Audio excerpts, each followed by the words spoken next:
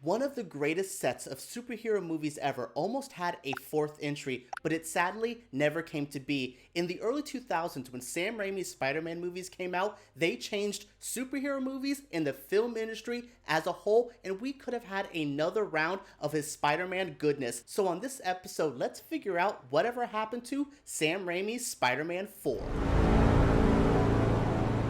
the hell happened here?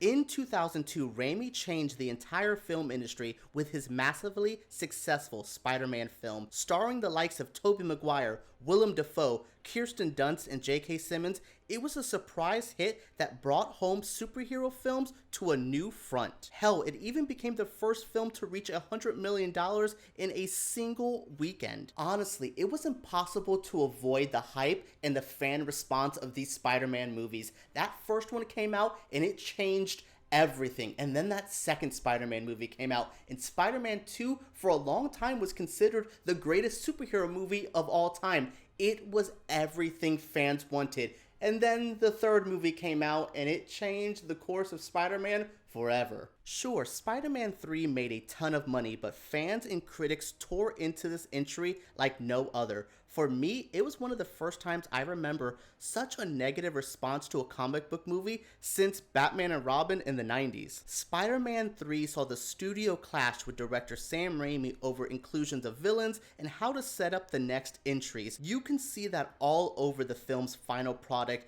and that leads to it being less than a desirable entry with a lot going for it in the worst way. With two good films under his belt, one not so great film, and a polarized fan base, how was Sam Raimi going to approach this fourth entry? He was walking into this with so much backlash from the last film, all the studio interference. It wasn't easy for the filmmaker at all. Originally set for release on May 6, 2011, Spider-Man 4 would barely make it to the year 2010. Jumping back to 2007 though, Sony had hired James Vanderbilt to pen the script. This came after rumors that they wanted to hire Spider-Man 1's original writer, David Kopeck, again. Vanderbilt's script would be rewritten twice, one by David Lindsay Adair in 2008, and then written again by Gary Ross in October of 2009. In 2009, 2 years after the panned third installment, Sam Raimi was discussing plans for directing 3 more films for the studio,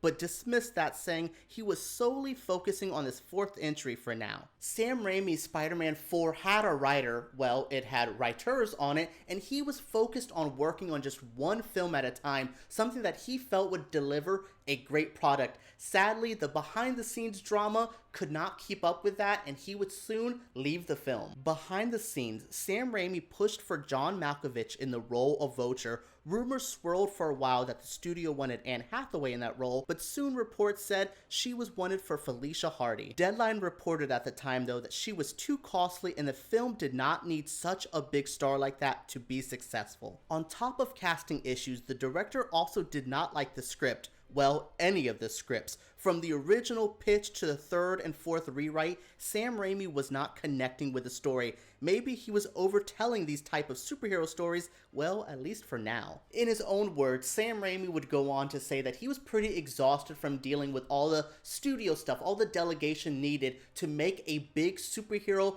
big budget studio film like this work. Yeah, it was sad to see, but he had a pretty interesting take on this. Without this good story coming together, that's where Sam Raimi really lost interest. He went on to say in an interview that, quote, "It really was the most amicable and undramatic kind of breakup. It was simply that we had a deadline and I couldn't get the story to work on a level that I wanted it to work. I was very unhappy with Spider-Man 3 and wanted to make Spider-Man 4 to end on a very high note, the best Spider-Man of them all. But I could not get the script together in time due to my own failings, and I said to Sony, I don't want to make a movie that is less than great, so I think we should not make this picture. Go ahead with your reboot, which I know you've been planning anyway." In Sam Raimi's own words, Amy Pascal would say, Thank you for not wasting the studio's time, and I appreciate your candor. So I left on the best of terms, both of us trying to do what was best for the fans, the good name of Spider-Man, and Sony Studios. From here, Sam Raimi would leave the project, like he said, in a pretty non-dramatic way, and then Sony would go on to reboot the franchise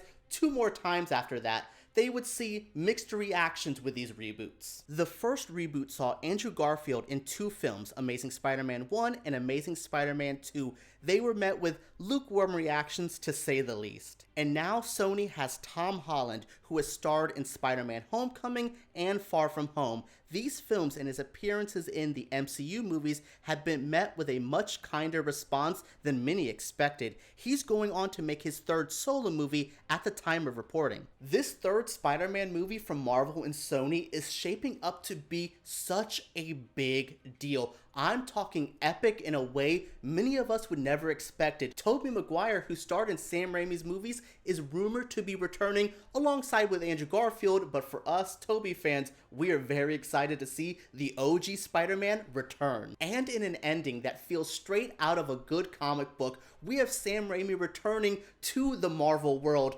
Well, he's not returning to Spider-Man, but he is getting to play with that character as he's directing the next Doctor Strange movie, which is said to tie into WandaVision and the untitled 3rd Spider-Man movie that's on its way this year. With Sam Raimi returning in a directorial role and Tobey Maguire rumored to be coming back, fans of those Sam Raimi movies could possibly get just a little glimmer of hope of what we could have seen from Spider-Man 4. I know I'm very excited, and I understand that Tobey Maguire is not going to be our proper Spider-Man. We are in the Tom Holland era. I'm fine with that, but for anyone who loved those original Spider-Man movies and always wanted a little taste of something more, this could be such a big deal. What do you guys think of this? Are you excited for the new Spider-Man movie? Did you want to see Spider-Man 4 from Raimi? Let me know down in the comments below. Subscribe to Flickering Myth because we make videos like this every single week, and give us a thumbs up if you did enjoy this. Alright everyone, now you know whatever happened to Spider-Man 4.